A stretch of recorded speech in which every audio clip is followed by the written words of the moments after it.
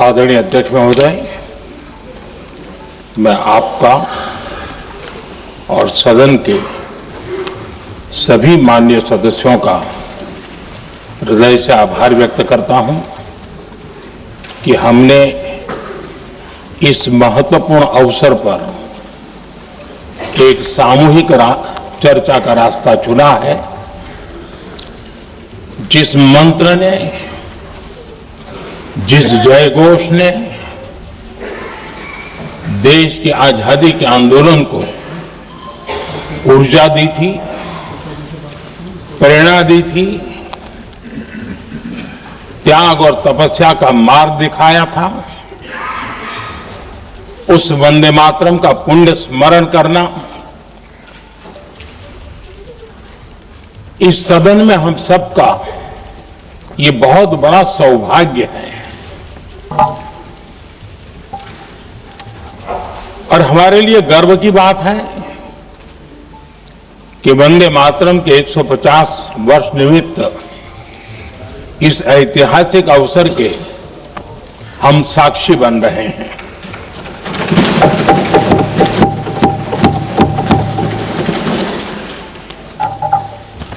एक ऐसा कालखंड जो हमारे सामने इतिहास की अनगिनत घटनाओं को अपने सामने लेकर के आता है।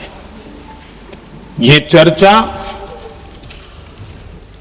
सदन की प्रतिबद्धता को तो प्रकट करेगी, लेकिन आने वाली पीढ़ियों के लिए भी, दर पीढ़ी के लिए भी ये शिक्षा का कारण बन सकती है, अगर हम सब मिलकर के इसका सदुपयोग करें तो। आदरणीय अध्यक्ष जी, एक ऐसा कालखंड है जब इतिहास के कई प्रेरक अध्याय फिर से हमारे सामने उजागर हुए हैं। अभी अभी हमने हमारे संविधान के 75 वर्ष गौरवपूर्व मनाए हैं। आज देश सरदार वल्लभ भाई पटेल की और भगवान बिरसा मुंडा की 150वीं जयंती भी मना रहा है। और अभी अभी हमने गुरु तेग बहादुर के 350वां बलिदान दिवस भी मनाया। और आज हम वंदे मातरम की 150 वर्ष निमित्त सदन की एक सामूहिक ऊर्जा को, उसकी अनुभूति करने का प्रयास कर रहे हैं। वंदे मातरम 150 वर्ष की यात्रा अनेक पड़ावों से गुजरी है, लेकिन आदरणीय अध्यक्ष जी, वंदे मातरम का जब 50 वर्ष हुए तब देश गुलामी में जीने के लिए मजबूर था। और वंदे मातरम के 100 साल हुए तब देश आपातकाल की जंजीरों में जकड़ा हुआ था।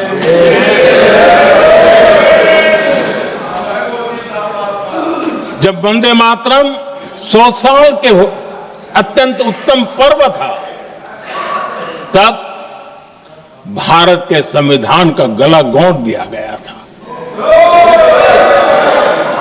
जब वंदे मातरम 100 साल का हुआ, तब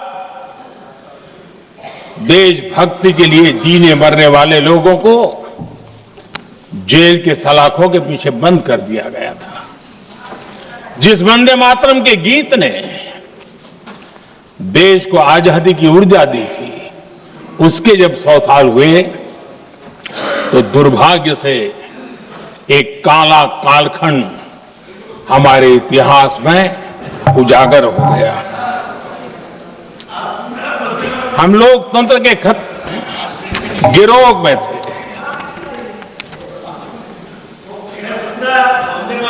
आदरणीय अध्यक्ष जी, 150 वर्ष उस महान अध्याय को, उस गौरव को पुनः स्थापित करने का अवसर है। और मैं मानता हूं सदन ने भी और देश ने भी इस अवसर को जाने नहीं देना चाहिए। यही वंदे मातरम है जिसने 1947 में देश को आजादी दिलाई। स्वतंत्रता संग्राम का भावात्मक नेतृत्व इस वंदे मातरम के जयघोष में था। आदरणीय अध्यक्ष जी, आपके समक्ष आज जब मैं वंदे मातरम 150 निमित्त चर्चा के लिए आरंभ करने खड़ा हुआ हूं, यहां कोई पक्ष प्रतिपक्ष नहीं है, क्योंकि हम सब यहां जो बैठे हैं एक्चुअली हमारे लिए रण स्वीकार करने का अवसर है कि जिस वंदे मातरम के कारण लक्षावधि लोग आजादी का आंदोलन चला रहे थे और उसी का परिणाम है कि आज हम सब यहां बैठे। और इसलिए हम सभी सांसदों के लिए, हम सभी जनप्रतिनिधियों के लिए वंदे मातरम के रण स्वीकार करने का ये पावन पर्व है।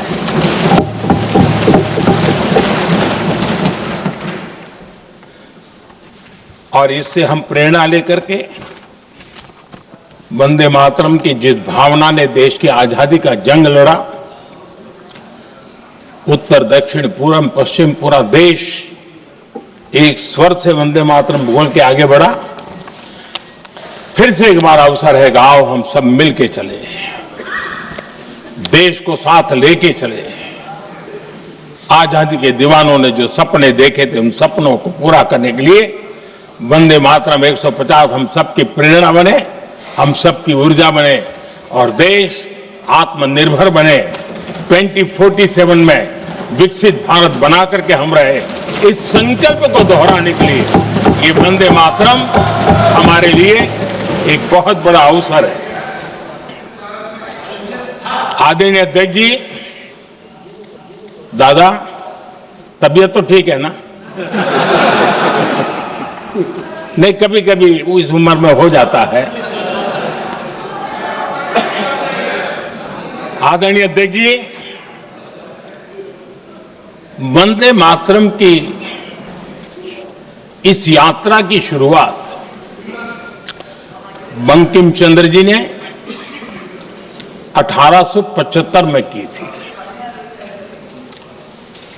और गीत ऐसे समय लिखा गया था जब 1857 के स्वातंत्र संग्राम के बाद अंग्रेज सल्तनत बौखलाई हुई थी, भारत पर भांति भांति के दबाव डाल रही थी, भांति भांति के जुल्म कर रही थी और भारत के लोगों को मजबूर किया जा रहा था अंग्रेजों के द्वारा। और उस समय उनका जो राष्ट्रीय गीत था गॉड सेव द क्वीन, इसको भारत में घर घर पहुंचाने का एक षड्यंत्र चल रहा था। ऐसे समय बंकिम दा ने चुनौती दी और ईंट का जवाब पत्थर से दिया और उसमें से वंदे मातरम का जन्म हुआ।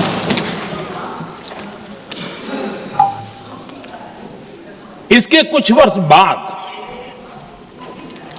1882 में जब उन्होंने आनंद मठ लिखा तो इस गीत का उसमें समावेश किया गया। आदरणीय अध्यक्ष जी, वंदे मातरम ने उस विचार को पुनर्जीवित किया था जो हजारों वर्ष से भारत की रग रग में रचा बसा था। उसी भाव को, उसी संस्कारों को, उसी संस्कृति को, उसी परंपरा को उन्होंने बहुत ही उत्तम शब्दों में, उत्तम भाव के साथ वंदे मातरम के रूप में हम सबको बहुत बड़ी सौगात दी थी। वंदे मातरम ये सिर्फ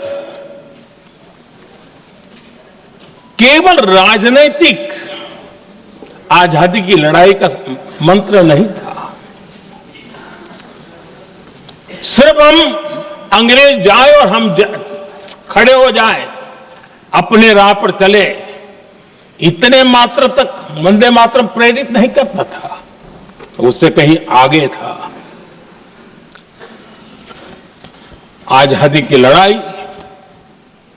इस मातृभूमि को मुक्त कराने का भी जंग था।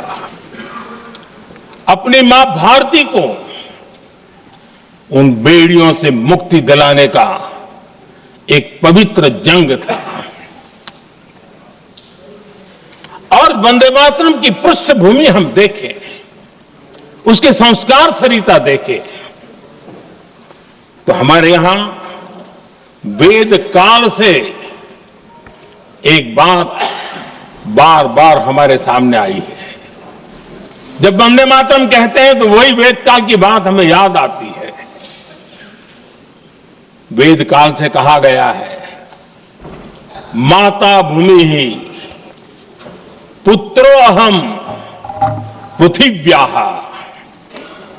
अर्थात ये भूमि मेरी माता है और मैं पृथ्वी का पुत्र हूं।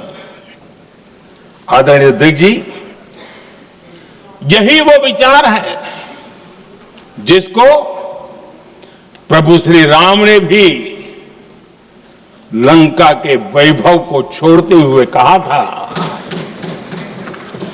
जननी जन्मभूमिश्च स्वर्गादपि गरीयसी।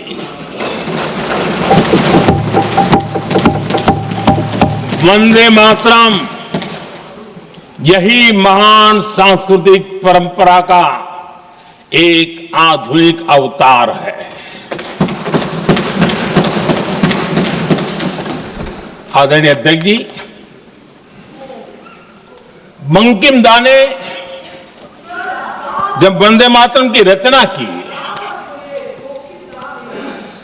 तो स्वाभाविक ही वो स्वतंत्रता आंदोलन का स्वर बन गया। पूरब से पश्चिम, उत्तर से दक्षिण, वंदे मातरम हर भारतीय का संकल्प बन गया। इसलिए वंदे मातरम की स्तुति में लिखा गया था, मातृभूमि स्वतंत्रता की वेदिका पर मदोमय, मातृभूमि स्वतंत्रता की वेदिका पर मोदमय, स्वार्थ का बलिदान है यह शब्द है वंदे मातरम। है सजीवन मंत्र भी, यह विश्व विजयी मंत्र भी, शक्ति का आह्वान है यह शब्द वंदे मातरम। उष्ण शोणित से लिखो, वक्षस्थली को चीरकर, वीर का अभिमान है यह शब्द वंदे मातरम। आदरणीय अध्यक्ष जी, कुछ दिन पूर्व जब वंदे मातरम 150 का आरंभ हो रहा था तो मैंने उस आयोजन में कहा था, वंदे मातरम हजारों वर्ष की सांस्कृतिक ऊर्जा भी थी, उसमें आजादी का जज्बा भी था और आजाद भारत का विजन भी था। अंग्रेजों के उस दौर में एक फैशन हो गई थी भारत को कमजोर, निकम्मा, आलसी, कर्महीन, इस प्रकार भारत को जितना नीचा दिखा सके ऐसी एक फैशन बन गई थी। और उसमें हमारे यहां भी जिन्होंने तैयार किए थे वो लोग भी वही भाषा बोलते थे। तब बंकिम दा ने उस हीन भावना को भी जब जोड़ने के लिए और सामर्थ्य का परिचय कराने के लिए वंदे मातरम के भारत के सामर्थ्यशाली स्वरूप को प्रकट करते हुए आपने लिखा था, तम ही दुर्गा दश प्रहरण धारिणी, कमला कमल दल विहारिणी, वाणी विद्या दायिनी, नमामि त्वाम नमामि कमलाम, अमलाम अतुलाम, सुजलाम सुभलाम, मातरम वंदे मातरम। अर्थात भारत माता ज्ञान और समृद्धि की देवी भी है और दुश्मनों के सामने अस्त्र शस्त्र धारण करने वाली चंडी भी है। अध्यक्ष जी, ये शब्द, ये भाव, ये प्रेरणा गुलामी की हताशा में हम भारतीयों को हौसला देने वाले थे। इन वाक्यों ने तब करोड़ों देशवासियों को यह एहसास कराया कि लड़ाई किसी जमीन के टुकड़े के लिए नहीं है। ये लड़ाई सिर्फ सत्ता के सिंहासन को कब्जा करने के लिए नहीं है। ये गुलामी की बेड़ियों को मुक्त कर हजारों साल की महान जो परंपराएं थी, महान संस्कृति, जो गौरवपूर्ण इतिहास था, उसको फिर से पुनर्जन्म कराने का संकल्प इसमें था।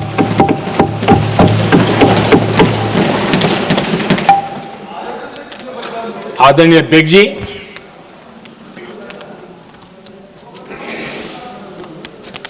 वंदे मातरम, इसका जो जन जन से जुड़ाव था, ये हमारे स्वतंत्र संग्राम की एक लंबी गाथा अभिव्यक्त होती है। आदरणीय अध्यक्ष जी, जब भी जैसे किसी नदी की चर्चा होती है, चाहे सिंधु हो, सरस्वती हो, कावेरी हो, गोदावरी हो, गंगा हो, यमुना हो, उस नदी के साथ एक सांस्कृतिक धारा प्रवाह, एक विकास यात्रा का धारा प्रवाह, एक जन जीवन की यात्रा का प्रवाह उसके साथ जुड़ जाता है। लेकिन क्या कभी किसी ने सोचा है कि आजादी जंग के हर पड़ाव, वो पूरी यात्रा वंदे मातरम की भावनाओं से गुजरता था, उसके तट पर पल्लवित होता था। ऐसा भाव काव्य शायद दुनिया में कहीं उपलब्ध नहीं होगा। आदरणीय अध्यक्ष जी,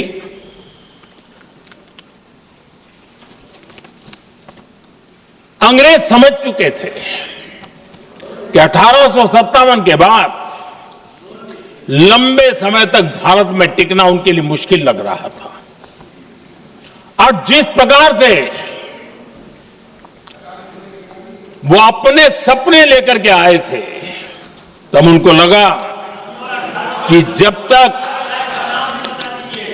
तक भारत को बांटेंगे नहीं, जब तक भारत को टुकड़ों में नहीं बांटेंगे, भारत में ही लोगों को एक दूसरे से लड़ाएंगे नहीं, तब तक यहां राज करना मुश्किल है। और अंग्रेजों ने बांटो और राज करो इस रास्ते को चुना और उन्होंने बंगाल को इसकी प्रयोगशाला बनाया,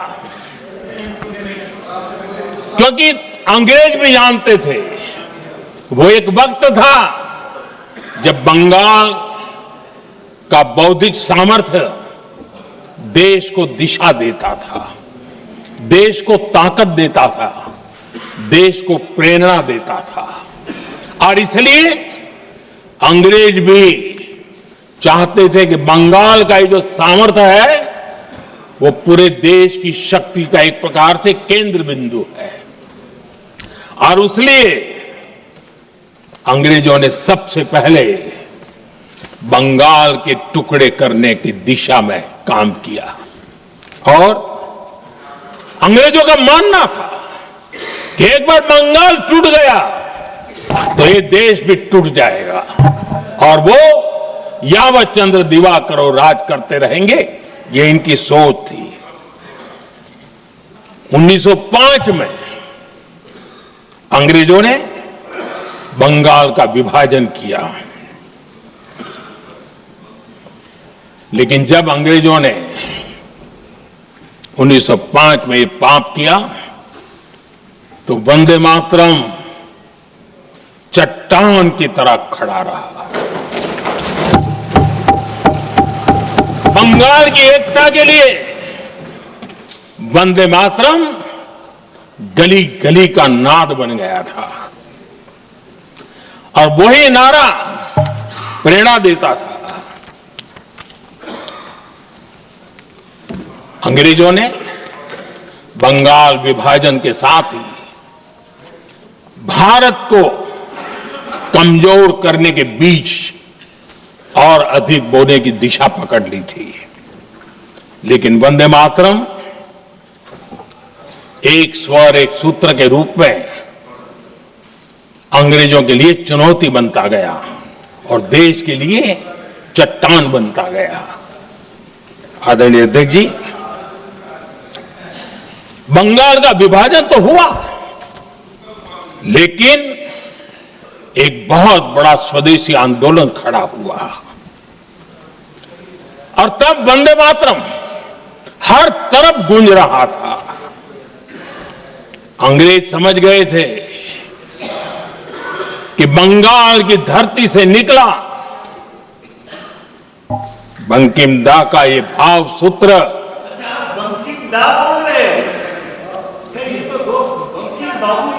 बंकिम बाबू बोले। अच्छा, thank you thank you thank you thank you thank you, आपकी भावनाओं के लिए मैं आदर करता हूं। बंकिम बाबू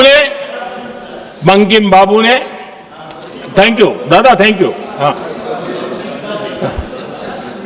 आपको तो दादा कह सकता हूं ना, वरना उसमें भी आपको इतराज हो जाएगा। बंकिम बाबू ने ये जो भाव विश्व तैयार किया था, उनके भाव गीत के द्वारा उन्होंने अंग्रेजों को हिला दिया। और अंग्रेजों ने देखिए कितनी कमजोरी होगी और इस गीत की ताकत कितनी होगी, अंग्रेजों ने उसको कानूनी रूप से प्रतिबंध लगाने के लिए मजबूर होना पड़ा था। गाने पर सजा, छापने पर सजा, इतना ही नहीं, वंदे मातरम शब्द बोलने पर भी सजा। इतने कठोर कानून लागू कर दिए गए थे। हमारे देश की आजादी के आंदोलन में सैकड़ों महिलाओं ने नेतृत्व किया, लक्षावधि महिलाओं ने योगदान दिया। एक घटना का मैं जिक्र करना चाहता हूं। 22 साल में वंदे मातरम गाने पर सर्वाधिक जुल्म हुए थे। वो बारिशाल आज भारत का हिस्सा नहीं रहा है और उस समय बारिशाल की हमारी माताएं, बहनें, बच्चे मैदान में उतरी थी वंदे मातरम के स्वाभिमान के लिए। इस प्रतिबंध के विरोध में लड़ाई के मैदान में उतरी थी और तब बारिशाल की एक वीरांगना श्रीमती सरोजिनी बोस, जिन्होंने उस जमाने में वहां की भावना को देखिए और उन्होंने कहा था कि वंदे मातरम जो प्रतिबंध लगा है, जब तक ये प्रतिबंध नहीं हटता है मैं अपनी चूड़ियां जो पहनती हूं निकाल दूंगी। भारत में वो एक जमाना था, चूड़ी निकालना यानी महिला के जीवन की बहुत बड़ी घटना हुआ करती, लेकिन उनके लिए वंदे मातरम की वो भावना थी। उन्होंने अपनी सोने की चूड़ियां, जब तक वंदे मातरम प्रतिबंध नहीं हटेगा मैं दोबारा नहीं धारण करूंगी, ऐसा बड़ा व्रत ले लिया था। हमारे देश के बालक भी पीछे नहीं रहे थे। उनको कोड़े की सजा होती थी, छोटी छोटी उम्र में उनको जेल में बंद कर दिया जाता। और उन दिनों खास करके बंगाल की गलियों में लगातार वंदे मातरम के लिए प्रभात फेरियां निकलती थी। अंग्रेजों के नाको दम कर दिया था। और उस समय गीत गूंजता था बंगाल में, जाए जाबे जीवनो चोले, जाए जाबे जीवनो चोले, जोगो तो माजे तोमार काजे वंदे मातरम बोले। अर्थात हे मां, संसार में तुम्हारा काम करते और वंदे मातरम कहते जीवन भी चला जाए तो वो जीवन भी धन्य है। ये बंगाल की गलियों में बच्चे कह रहे हैं। ये गीत उन बच्चों की हिम्मत का स्वर था और उन बच्चों की हिम्मत ने देश को हिम्मत दी थी। बंगाल की गलियों से निकली आवाज देश की आवाज बन गई थी।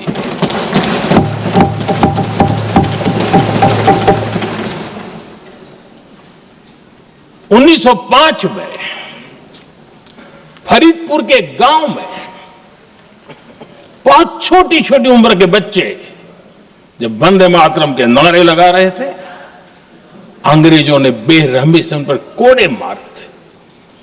यानी एक प्रकार से जीवन और मृत्यु के बीच लड़ाई लड़ने के लिए मजबूर कर दिया था। इतना अत्याचार हुआ था।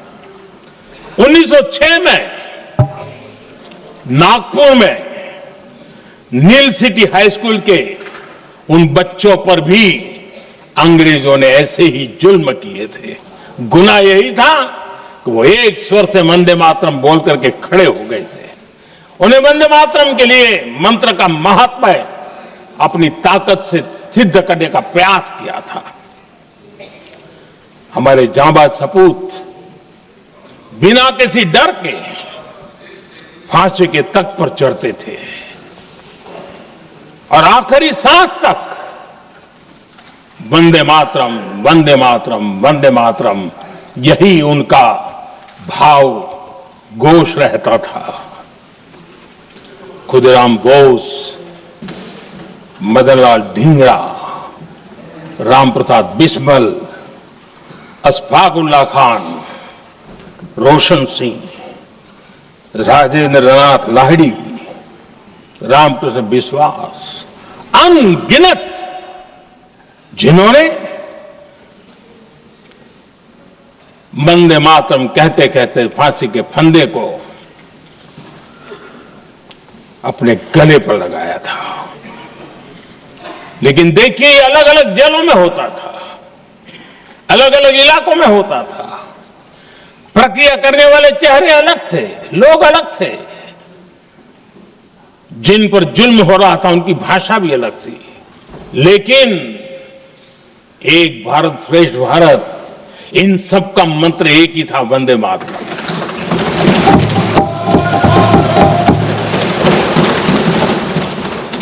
चटगांव की स्वराज क्रांति, जिन युवाओं ने अंग्रेजों को चुनौती दी, वे भी इतिहास के चमकते हुए नाम है।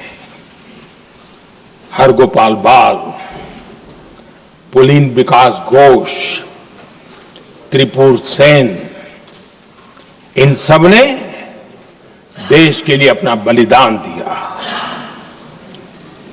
मास्टर सूर्यसेन को 1934 में जब फांसी दी गई, तब उन्होंने अपने साथियों को एक पत्र लिखा और पत्र में एक ही शब्द की गूंज थी और वो शब्द था वंदे मातरम।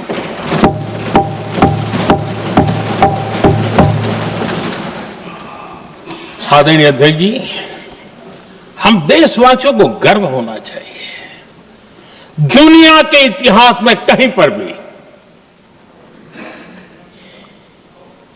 ऐसा कोई काव्य नहीं हो सकता, ऐसा कोई भावगीत नहीं हो सकता जो सदियों तक एक लक्ष्य के लिए कोटि कोटि जनों को प्रेरित करता हो और जीवन आहूत करने के लिए निकल पड़ते हो। दुनिया में ऐसा कोई भावगीत नहीं हो सकता जो वंदे मातरम। पूरे विश्व को पता होना चाहिए कि गुलामी के कालखंड में भी ऐसे लोग हमारे यहां पैदा होते थे जो इस प्रकार के भावगीत की रचना कर सकते थे। ये विश्व के लिए अजूबा है, हमें गर्व से कहना चाहिए, तब दुनिया भी मानना शुरू करेगी। ये हमारी स्वतंत्रता का मंत्र था, ये बलिदान का मंत्र था, ये ऊर्जा का मंत्र था, ये सात्विकता का मंत्र था, ये समर्पण का मंत्र था, ये त्याग और तपस्या का मंत्र था, संकटों को सहने का सामर्थ्य देने का ये मंत्र था और वो मंत्र वंदे मातरम था। और इसलिए गुरुदेव रविंद्रनाथ टैगोर ने लिखा था, उन्होंने लिखा था, एकी सूत्रे बांधी आछी सोहोस्टोटी मौन, एक ही कार्य सौंपी आची सहस्त्रो जीवन वंदे मातरम।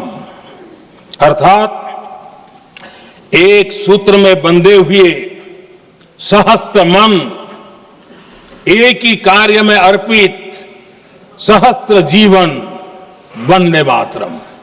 ये रविंद्रनाथ टैगोर जी ने लिखा। आदरणीय अध्यक्ष जी, उसी कालखंड में वंदे मातरम की रिकॉर्डिंग दुनिया के अलग अलग भागों में पहुंची और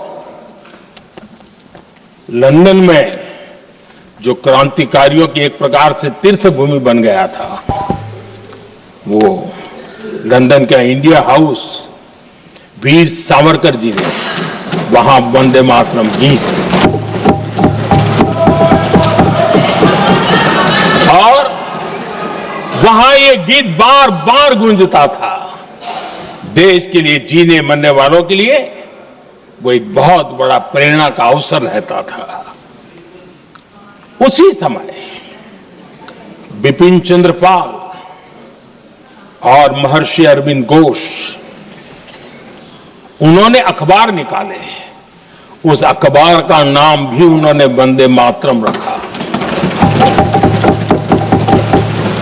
यानी डगर डगर पर अंग्रेजों की नींद हराम करने के लिए वंदे मातरम काफी हो जाता था और इसलिए उन्होंने इस नाम रखा।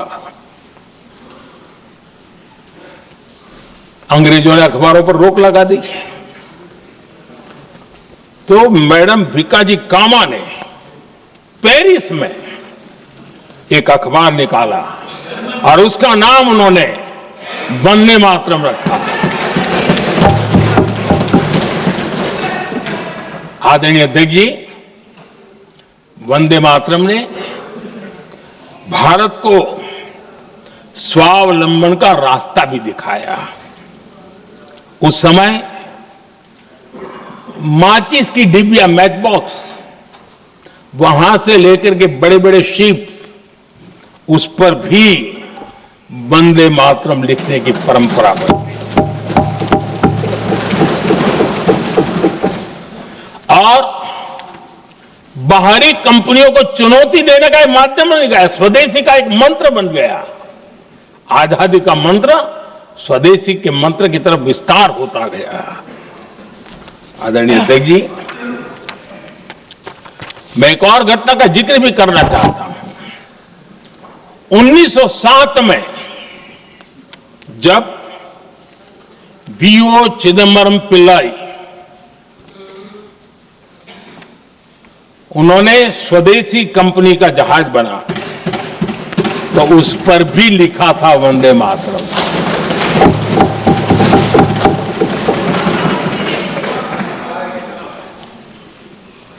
राष्ट्रकवि सुब्रमण्य भारती ने वंदे मातरम को तमिल में अनुवाद किया, स्तुति गीत लिखे। उनके कई तमिल देशभक्ति गीतों में वंदे मातरम की श्रद्धा साफ साफ नजर आती है। शायद सभी लोगों को, हो सकता है तमिलनाडु के लोगों को पता हो, लेकिन सभी लोगों को यह बात का पता न हो कि भारत का ध्वज गीत वी सुब्रमण्यम भारती ने ही लिखा था।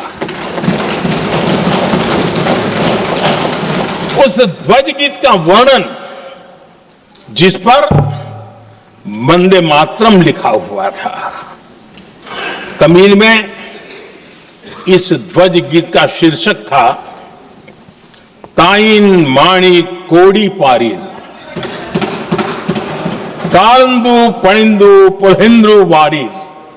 अर्थात देश प्रेमियों, दर्शन कर लो, सविनय अभिनंदन कर लो, मेरी मां की दिव्य ध्वजा का वंदन कर लो।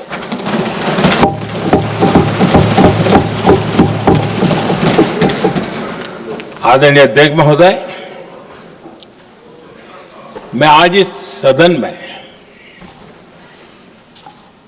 वंदे मातरम पर महात्मा गांधी की भावनाएं क्या थी वो भी रखना चाहता हूं।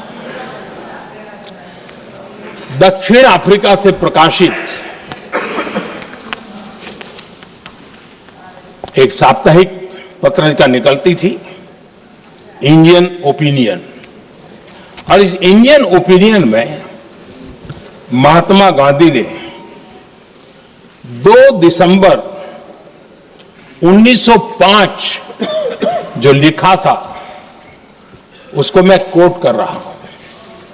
उन्होंने लिखा था, महात्मा गांधी ने लिखा था, गीत वंदे मातरम जिसे बंकिम चंद्र ने रचा है, पूरे बंगाल में अत्यंत लोकप्रिय हो गया है।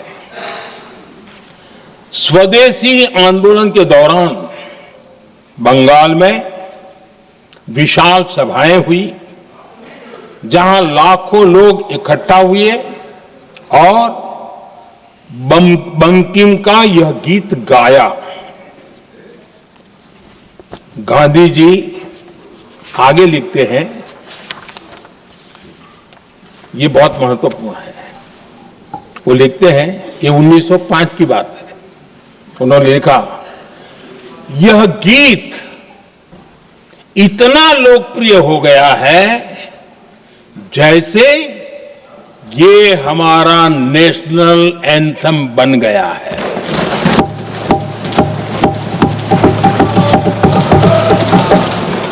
इसकी भावनाएं महान है और यह अन्य राष्ट्रों के गीतों से अधिक मधुर है।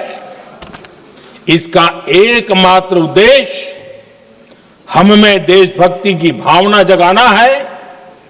यह भारत को मां के रूप में देखता है और उसकी स्तुति करता है। अध्यक्ष जी, जो वंदे मातरम 1905 में महात्मा गांधी को नेशनल एंथम के रूप में दिखता था, देश के हर कोने में, हर व्यक्ति के जीवन में जो भी देश के लिए जीता जानता, देश के लिए जागता था, उन सब के लिए वंदे मातरम की ताकत बहुत बड़ी थी। वंदे मातरम इतना महान था, जिसकी भावना इतनी महान थी, तो फिर पिछली सदी में इसके साथ इतना बड़ा अन्याय क्यों हुआ?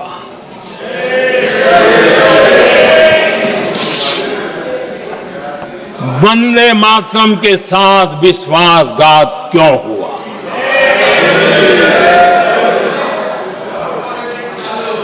ये अन्याय क्यों हुआ? वो कौन सी ताकत थी जिसकी इच्छा खुद पूज्य बापू की भावनाओं पर भी भारी पड़ गई, जिसने वंदे मातरम जैसी पवित्र भावना को भी विवादों में घसीट दिया? मैं समझता हूं कि आज जब हम वंदे मातरम के 150 वर्ष का पर्व मना रहे हैं, चर्चा कर रहे हैं, तो हमें उन परिस्थितियों को भी हमारी नई पीढ़ियों को जरूर बताना हमारा दायित्व है, जिससे के वजह से वंदे मातरम के साथ विश्वासघात किया गया। वंदे मातरम के प्रति मुस्लिम लीग की विरोध की राजनीति तेज होती जा रही थी। मोहम्मद अली जिन्ना ने लखनऊ से 15 अक्टूबर 1937 को वंदे मातरम के विरुद्ध का नारा बुलंद किया। फिर कांग्रेस के तत्कालीन अध्यक्ष जवाहरलाल नेहरू को अपना सिंहासन डोलता दिखा। बजाय कि नेहरू जी मुस्लिम लीग के आधारहीन बयानों को तगड़ा जवाब देते, करारा जवाब देते, मुस्लिम लीग के बयानों की निंदा करते,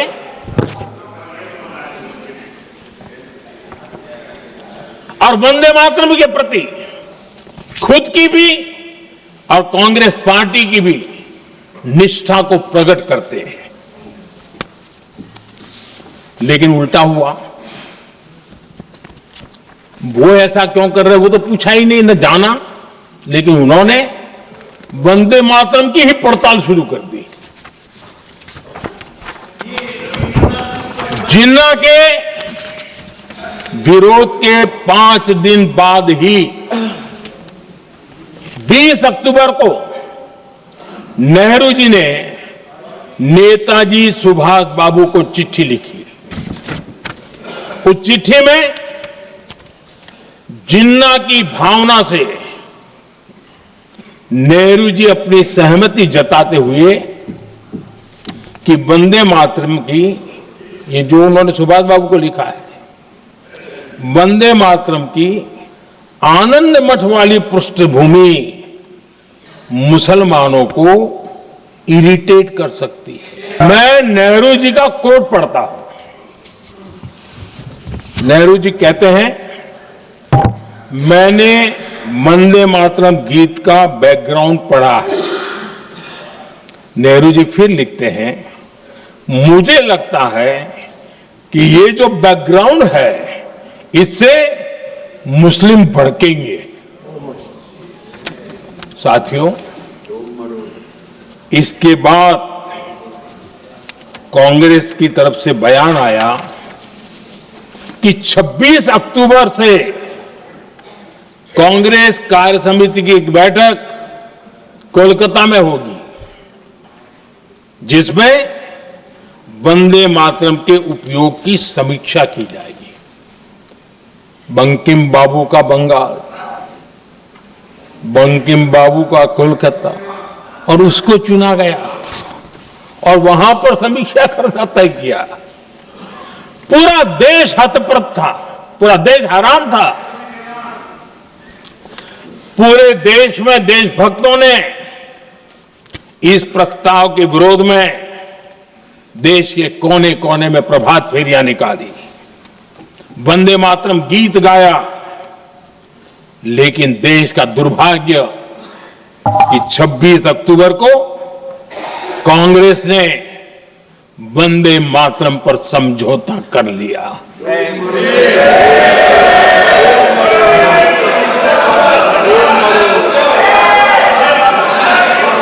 वंदे मातरम के टुकड़े करने के फैसले में,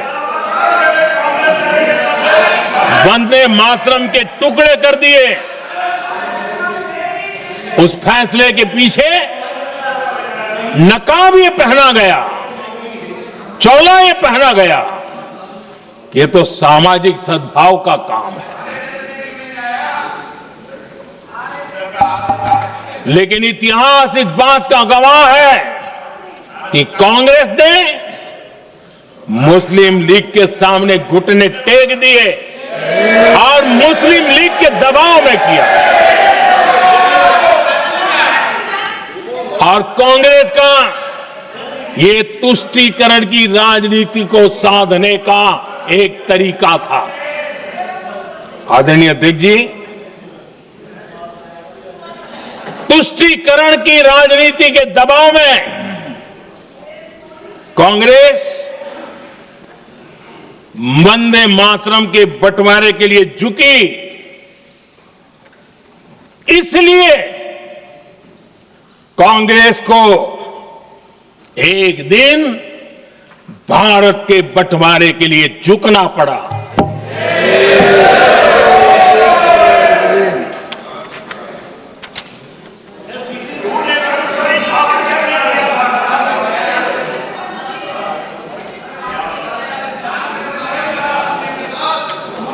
मुझे लगता है कांग्रेस ने आउटसोर्स कर दिया है।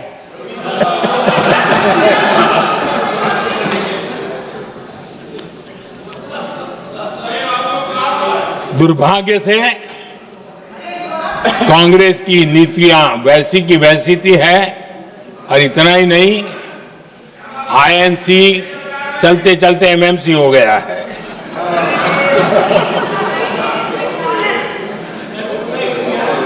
आज भी कांग्रेस और उसके साथी और जिन जिन के नाम साथ कांग्रेस जुड़ा हुआ है, सब वंदे मातरम पर विवाद खड़ा करने की कोशिश करते हैं।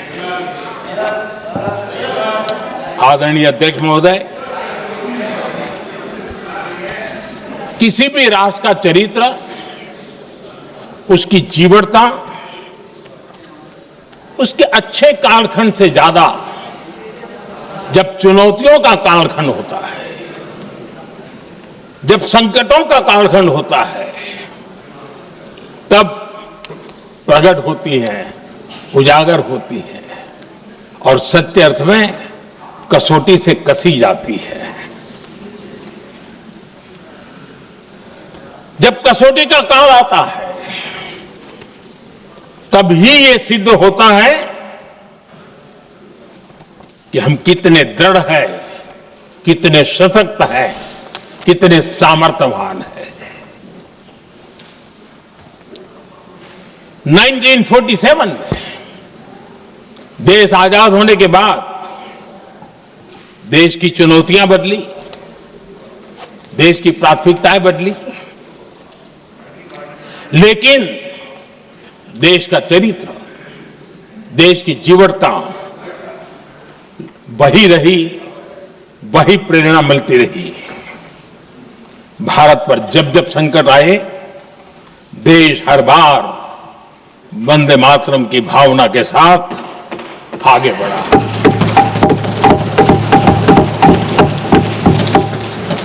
बीच का कालखंड कैसा गया जाने दो, लेकिन आज भी 15 अगस्त 26 जनवरी की जब बात आती है, हर घर तिरंगा की बात आती है, चारों तरफ वो भाव दिखता है, तिरंगे झंडे फहराते। एक जमाना था जब देश पर खाद्य का संकट आया, वही वंदे मातरम का भाव था। मेरे देश के किसानों ने अंदर के भंडार भर दिए, और इसके पीछे भाव वही है, वंदे मातरम। जब देश की आजादी को कुचलने की कोशिश हुई, संविधान के पीठ पे छुरा भोंक दिया गया, आपातकाल थोप दिया गया, यही वंदे मातरम की ताकत थी कि देश खड़ा हुआ और परास्त करके रहा। देश पर जब भी युद्ध थोपे गए, देश को जब भी संघर्ष की नौबत आई, यही वंदे मातरम का भाव था। देश का जवान सीमाओं पर अड़ गया और मां भारती का झंडा फहराता रहा, विजय से प्राप्त कर। कोरोना जैसे वैश्विक महासंकट आया, यही देश उसी भाव से खड़ा हुआ, उसको भी परास्त करके आगे बढ़ गया। आदरणीय अध्यक्ष जी, यह राष्ट्र की शक्ति है, यह राष्ट्र को भावनाओं से जोड़ने वाला सामर्थ्यवान एक ऊर्जा प्रवाह है, ये चेतना प्रवाह है, ये संस्कृति की अविरल धारा का प्रतिबिंब है, उसका प्रकटीकरण है। ये वंदे मातरम हमारे लिए सिर्फ स्मरण करने का काल नहीं, एक नई ऊर्जा, नई प्रेरणा का लेने का काल बन जाए, और हम उसके लिए प्रति समर्पित होते चले। और मैंने पहले कहा, हम लोगों पर तो कर्ज है वंदे मातरम का। वही वंदे मातरम है जिसने वो रास्ता बनाया, जिस रास्ते से हम यहां पहुंचे हैं, और इसलिए हमारा कर्ज बनता है।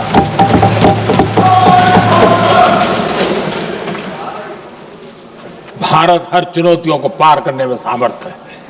वंदे मातरम के भाव की वो ताकत है।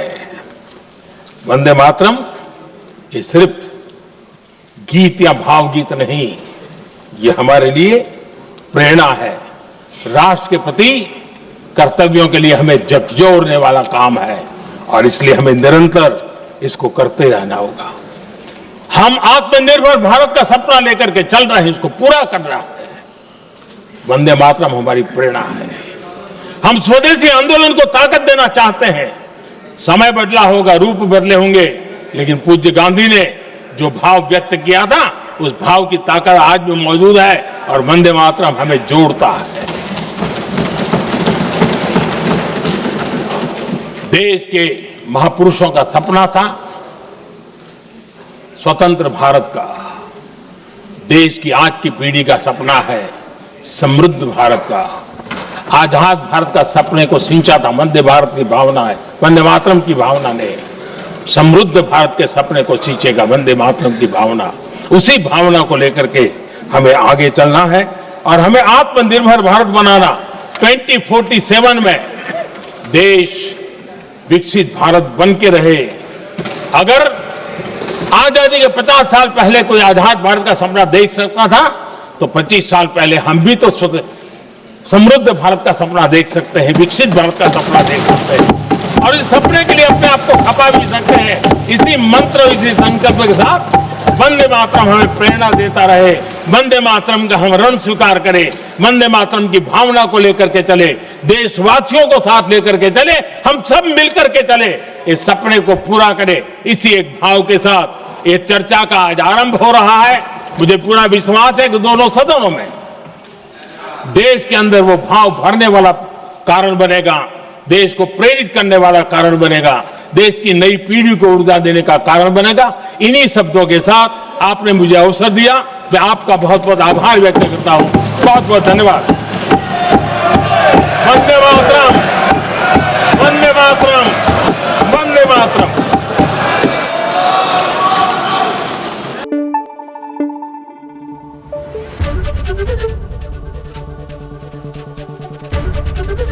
एबीपी न्यूज आपको रखे आगे।